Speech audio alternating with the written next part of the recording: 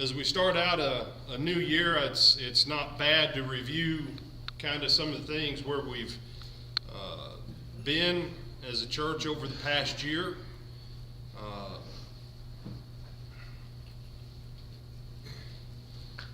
When we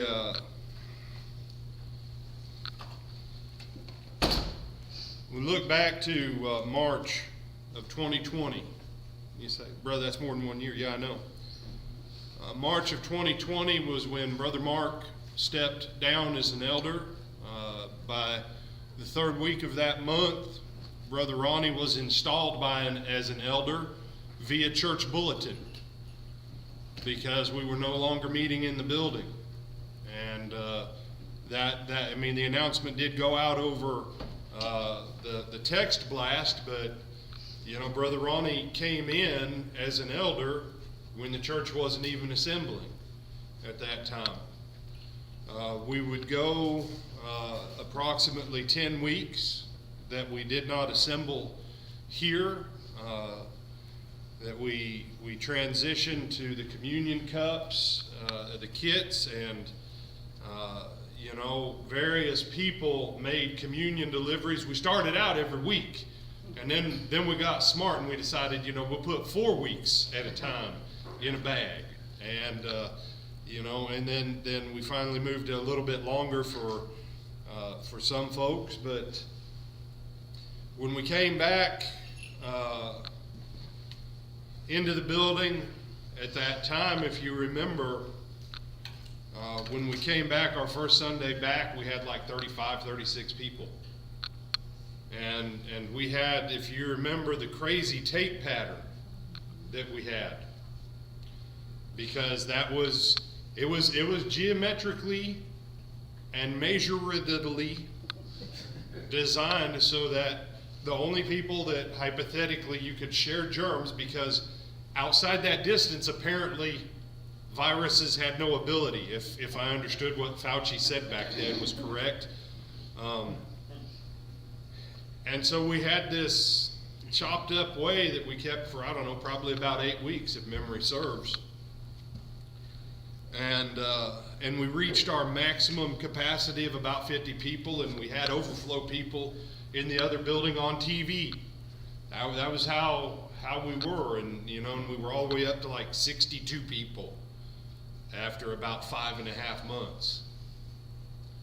We had some beautiful saints in Christ that went home to be with the Lord during that same time window too. We missed VBS that June. We made the decision that we would just roll all of the VBS stuff forward to 2021.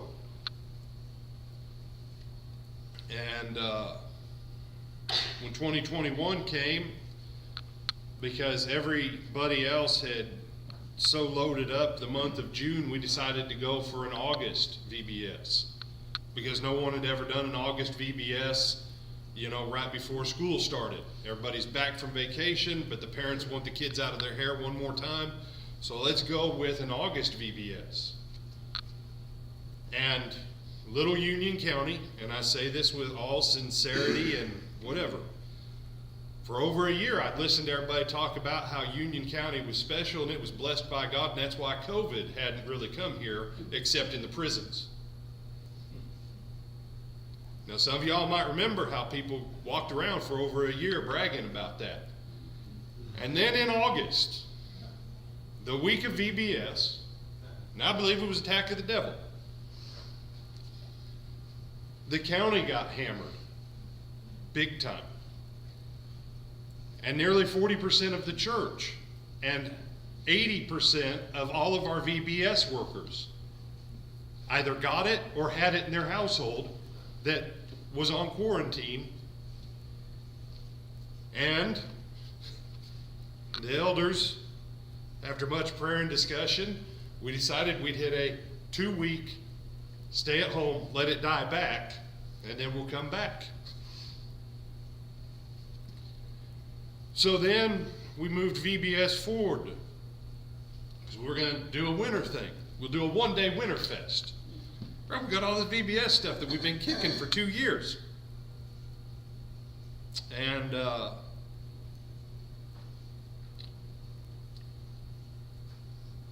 city had it the previous couple years. They'd done the Christmas parade on a certain weekend, so we picked the opposite weekend. And when we picked it, they hadn't even announced their weekend. But they had said tentatively it would be the same weekend as previous years. And then like 4 weeks out, they threw the date, and they changed what they'd done in previous years to the same weekend as ours. So we rolled it for it again. That brought us into 2022.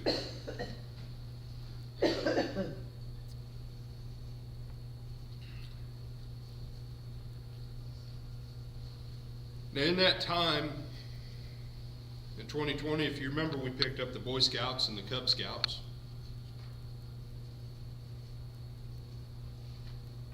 We've had a variety of people that have obeyed the gospel out of the Scouts because they've been attached to the congregation. There's people that don't come to church here that go to the Scouts, that even as recently as yesterday were asking if I knew of sound Bible study sites where they could do research. That I said, sure. And I sent them to some of the same ones in the brethren that I use for some of my own study and research. I said, here's one that's got videos, here's one that's got basically a school, and here's one that's got written stuff. In that time with the Scouts, before the parking lot was redone, the Scouts helped us repaint the parking lot once.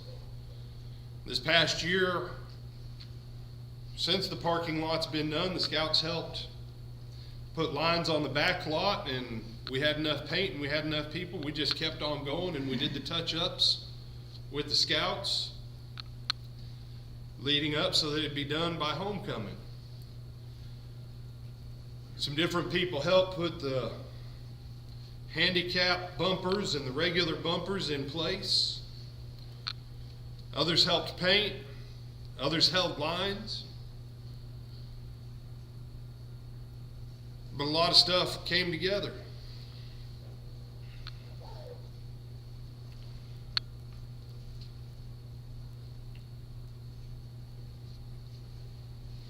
If you look around on any average Sunday over the last year and a half or so, you'll see approximately 1 out of every 3 people that's in the building now, almost 1 out of every, almost 2 out of every 5, but it's minimum 1 out of every 3, but close to 2 out of every 5 that are in here now every Sunday weren't here before COVID.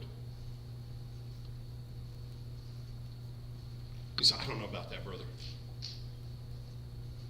Look around next time. There's people that came some that this side of COVID, they're here pretty much all the time. You say, well, there's some that used to come before COVID that ain't come back. Yeah.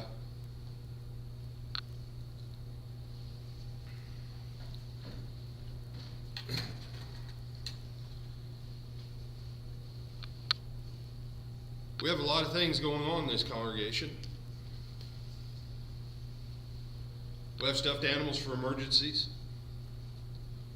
And I know that agitates some people because there's boxes and there's stuffed animals, and sometimes things are chaotic. Sometimes things are chaotic. I promise you this, a dead church never has chaos. A dead church has no screaming babies. A dead church has no messy rooms, because it's dead and everything can be maintained at an ideal status quo while the church slowly goes into oblivion. With stuffed animals for emergencies, partnering with the American Legion, partnering in times past with Rotary, partnering with the Women's Club, partnering with the Boy Scouts, partnering with the Sheriff's Office and the Fire Department, and. But on all that stuff, it's always attached back to Lake Butler Church of Christ. Some of you, if you saw the last 3 weeks of the year, if you walked into the fellowship building, it was definitely chaotic. At the last moment, it came together for Toys for Tots to be able to come up to Union County. They had originally talked to us, but, the coordinator decided he was going to work with the sheriff's office. Then they got up here with all their trucks and all their toys. And he calls me, he says, "Hey, can we still use your building for our distribution? Because us sitting outside with two 26-foot U-Haul trucks and about 40 boxes of toys isn't going to work at the sheriff's office right off of 100. And I said, "Absolutely, you can come." And they had about 8 boxes full left that people didn't come and get. That then a couple days later, phone call came, and Sergeant says to me, he says, "Hey, I've got a bunch more toys. Do you think you guys can give them out?" And I said, "Sure." Because you do realize you have more, the more you say yes, the more opportunities open up to you that are bigger than what you previously thought you could do. Okay? That's why I'm a fan of saying yes as often as I can. Now, sometimes I make my life miserable because I say yes too many times and they conflict. And so Sister Sandy and Catherine and I, we went down to the villages. I'd never been down to the villages. I'd heard a lot about them, though. At least the part of the villages I went to was tame. So I'm assuming the other stories I've heard, that must be the other part of the villages. My truck was stacked higher than the roof of my truck with toys. And one of the Boy Scout families said, "Yeah, you can use our 16-foot trailer." And it was stacked more than 4 foot high over the rails with toys. That the women's club, well, let me kick in there. So we got that. And in between the two, your youth minister, through the Scouts, had coordinated with the $2 Generals. Because the Dollar Generals wouldn't let it be through the name of the church directly.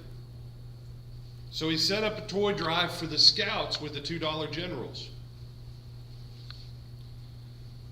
That the stuffed animals for emergencies, the Church of Christ, the Boy Scouts. We took the stuff from Toys for Tots. We took the stuff from Scouts. We took stuff from stuffed animals for emergencies. And the list, if you remember back in November, we had 43 Sack the Pulpit sets that went to the school. Now the other 5 that we found homes for, oddly enough, I won't say the name of the family. A family gave away their Thanksgiving dinner. A family in this church gave away their Thanksgiving dinner to a family that didn't have one. And they're like, we can kind of skip one because it was tight. And then they found out I had one more turkey and one more set left. So they gave theirs away, and I had one that was sitting there that I'm freaking out because it's late Wednesday afternoon and I got a turkey with no home for it. The dry goods not that big a deal, but a turkey won't keep for a year in the fridge.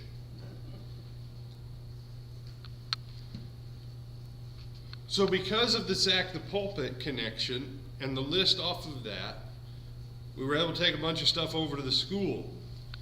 Now the crazy thing was, the school took some of it from all the stuff that we had, but then when Tyler came back, so much other stuff had been poured into the school that we had more coming back in than what we left with.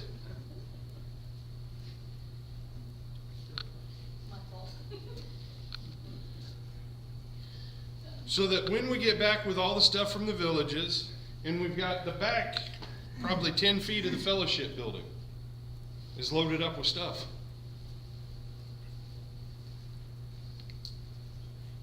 The president of the Women's Club and the executive committee of the Women's Club says you can use the Women's Club for your toy distribution. Great.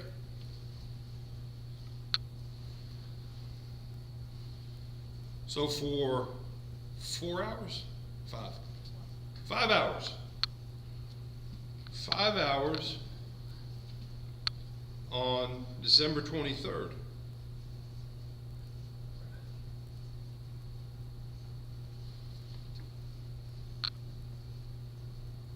Scouts, people that are involved with food giveaway, pantry stuff, church people, American Legion, Sheriff's Office, kids who needed to get community service hours went down and helped with that. On that day, over 120 families, households. Like 95% of them were from Union County, but not all of them were Union County. Plus what went on at the school, plus the original drive, plus what happened with Sack the Pulpit. This church, directly and indirectly, in under a 2 months' time. And we aren't even going to count all the stuff that went out during the Christmas parade through the American Legion and the Scouts that was attached to this church and Brother Greg's outreach. But we could add another couple hundred families and then some easily on that.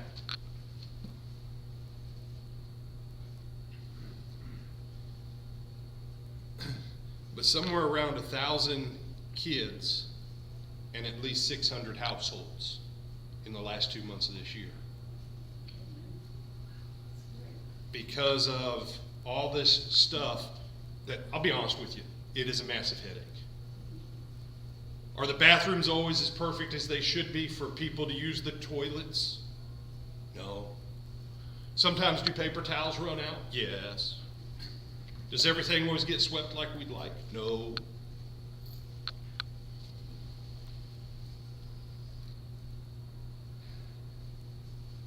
Do sometimes we have boxes sitting in there because Tyler and I run out of space in our trash cans? Twice a week? Yeah. Then I want to remind you too,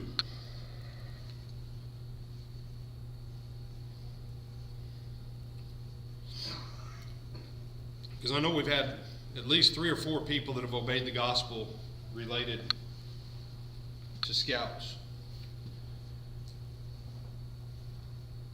But back at the start of VBS this year, Tyler saw 3 kids walking down the street, 3 little girls. And they yelled at him, "Hey, Coach Tyler." And I'm standing out there with him, and he goes, "Hey." And I look at him and I go, "Are they coming to VBS?" He says, "I don't know." I said, "What do you mean you don't know? It's that Sunday afternoon when we're kicking off VBS." I said, "How come you don't know?" And he gives me that look. The look where he goes blank because he knows Brian's about to tell him he messed something up. And I said, "Get your butt down there and invite them now. And tell them we got dinner for them and tell them what time." So those 3 girls come to VBS. They go to camp. One of those girls obeys the gospel.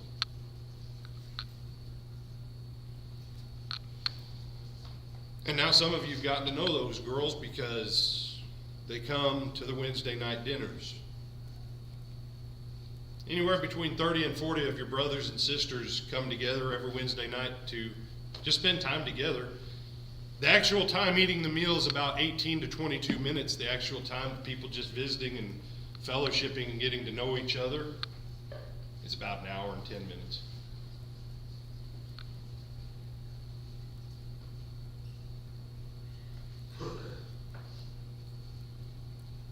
Now, some of you say, I didn't know all this stuff was going on.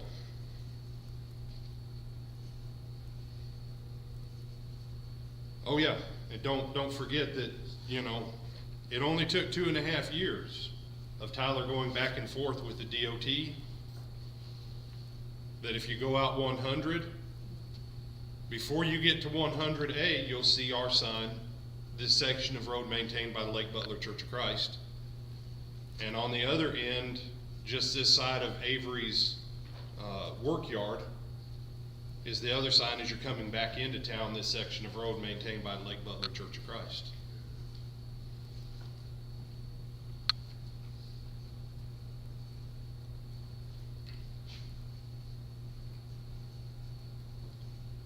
There's a lot.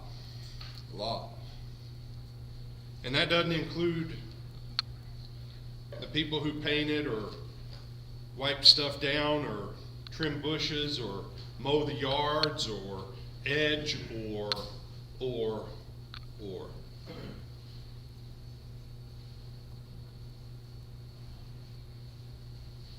Want to encourage you, if you haven't been part of some of these things, maybe physically you can't, but when we're doing these activities, show up where you can and pray with us. Speak a word of encouragement. If you are physically able, come and help for an hour sometimes.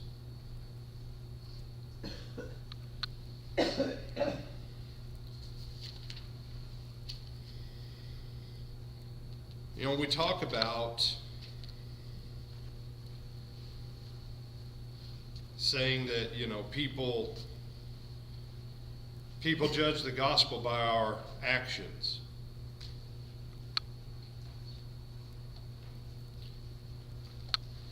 And Matthew 5. We say, we get to the scripture.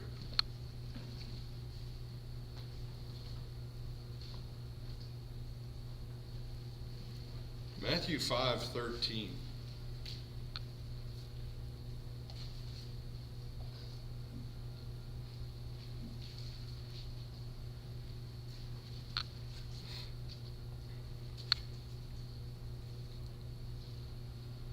He says, you are the salt of the earth. He doesn't say you ought to be. He says you are. If you're with Jesus, you're salt. Now, our kind of salt generally doesn't lose its flavor or its savor. Their salt was a little bit different. But he says, you are the salt of the earth. But if salt loses its savor or its flavor, how shall it be salted? It's therefore good for nothing but to be cast out and trampled under the foot of men. You are the light of the world. A city that is set on a hill cannot be hid.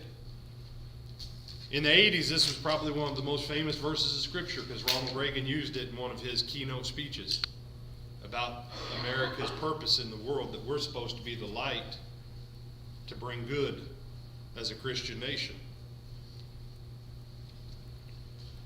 But he says you, and King James says ye. So translation to his whole crowd, he's saying y'all are. It's a funny thing when Jesus uses y'alls. He's saying each of you is corporately, individually responsible for this, acting out in your daily life. One of the most damaging things a Christian can say to me is something along the lines of, well, brother, I can't do that.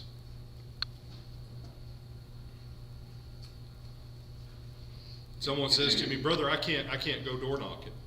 Sure you can. Just walk with me. Walk with me and talk to me.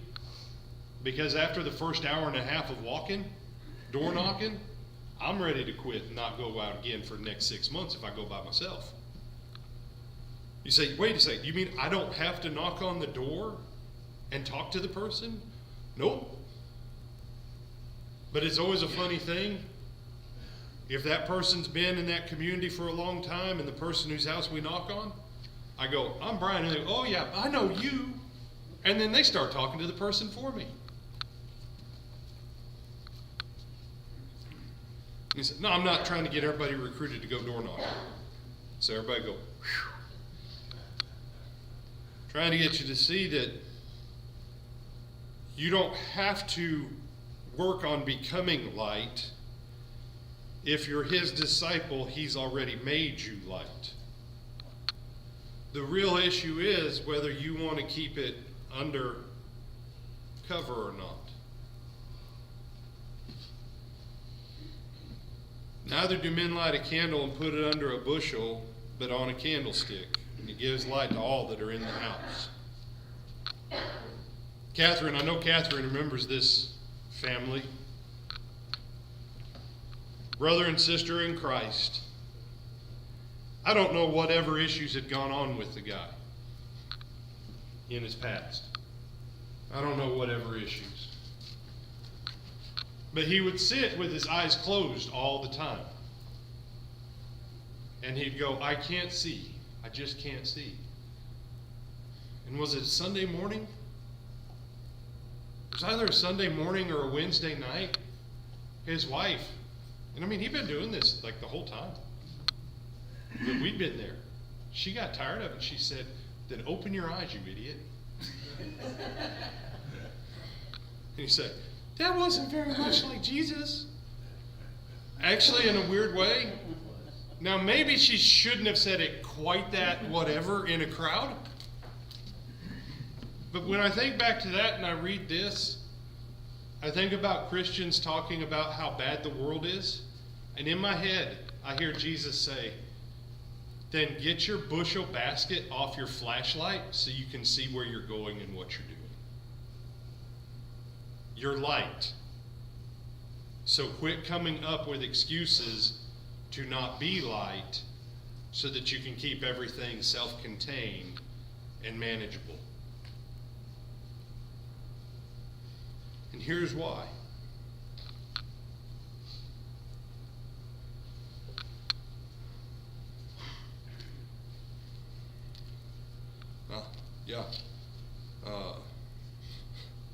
Yeah, I forgot about this one.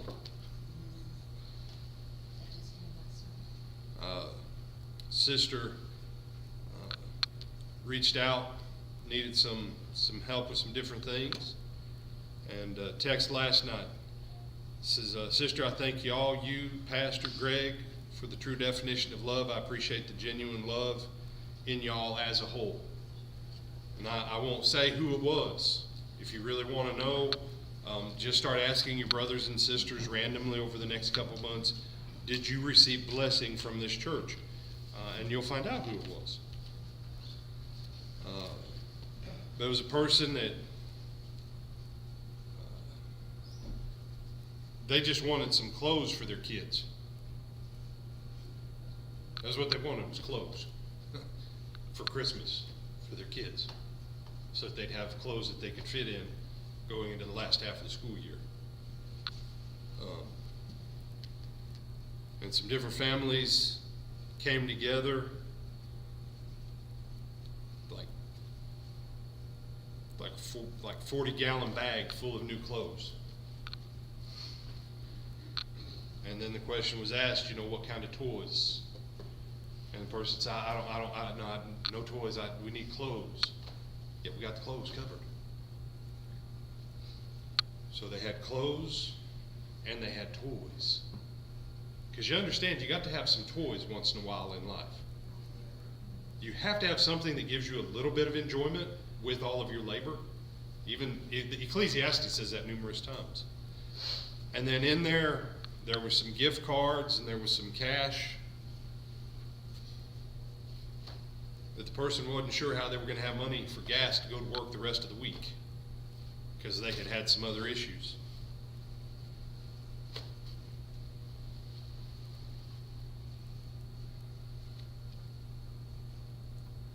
In verse 16, here's why.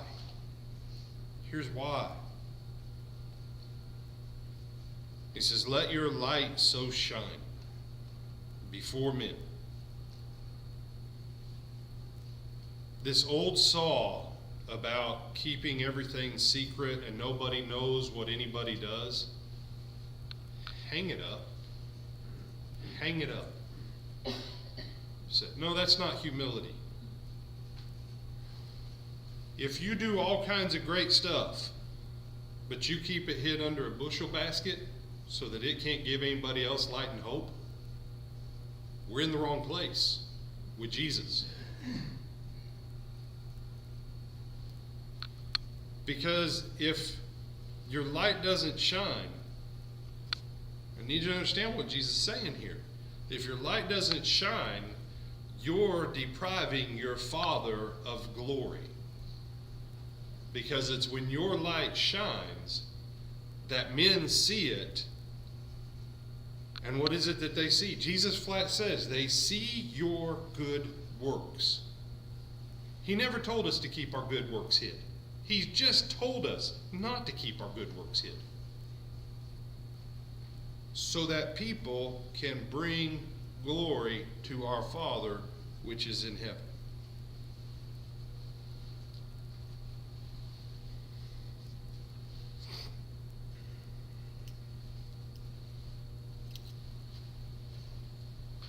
A couple years ago,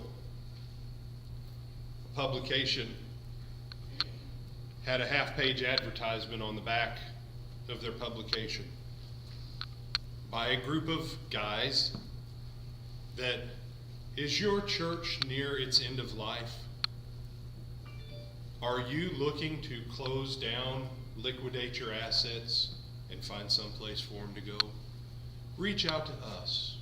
We'll help you during the time of your church's transition into death. Some know I've still got the ad.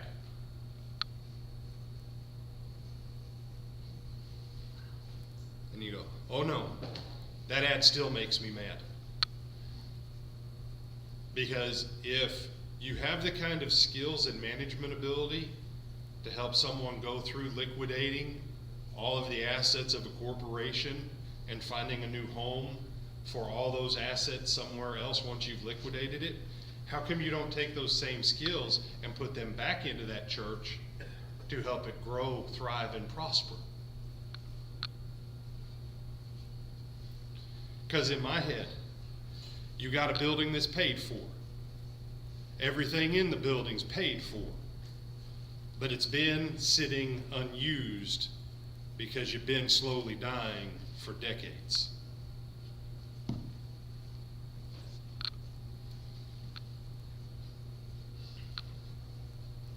Sometime in the 1970s and 80s, the Brotherhood transitioned from being aggressive against the world to trying to hold our ground and not lose what we have.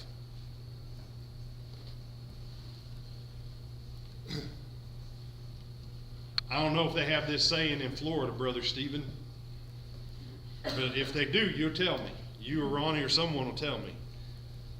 There was this farmer that he had about 10,000 acres. And someone came up and they said, Farmer Joe, you want all the acreage of the world. And he said, no, he said, I just want the next 50 acres that borders mine.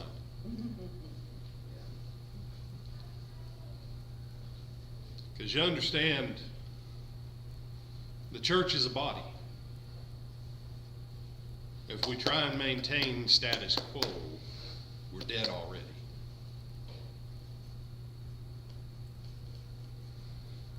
And I'm not trying to be indelicate. But in 50 years, other than a couple of you who are sitting here, in 50 years, statistically, I can say nearly every single one of us right here, right now, will be dead.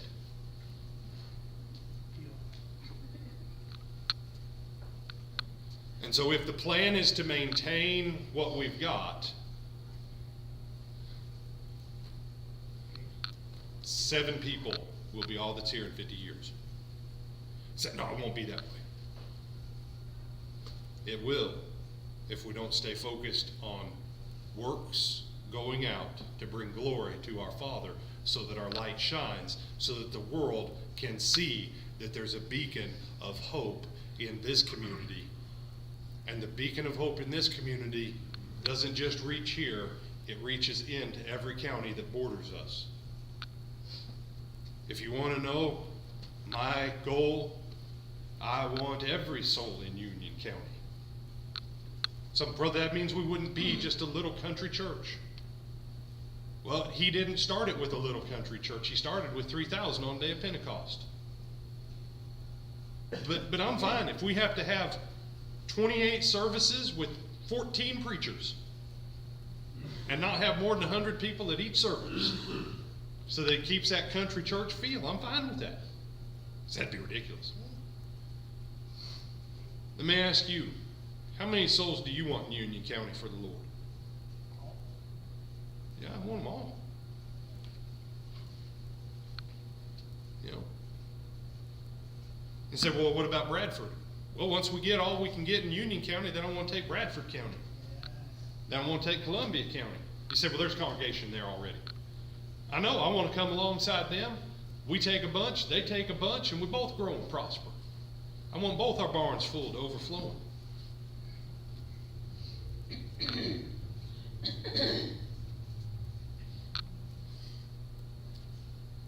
Say, what about Baker? Well, I want Baker County too. Because they got a lot of nice little unique restaurants up there. If you ain't never eat at Motley's, that little drive-through, man, they got a good shrimp po' boy. And their waffle fries, they got sweet potato waffle fries too. Yeah. You say, no. I'd love to have Jacksonville. You say, brother, I don't want Jacksonville. I want Jacksonville. That way y'all quit saying bad stuff about it. We can change it. What if downtown was transformed from being a haven for the least of these to being a place of hope for those people to rebuild their lives?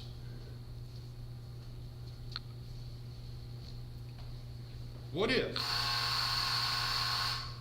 You say, oh no. No, I dream a bigger dream than most people can fathom. What if the Kahn brothers had to sell the Lord's church, the Jaguar Stadium, because we could fill it up 4 times on Sunday and make anything Billy Graham ever did during his life look like nothing? What if? You say, well, you ain't said nothing about Gainesville. That's fine. We buy the swamp. Fill it up. What if you could put 40,000 college students in the swamp to hear the gospel?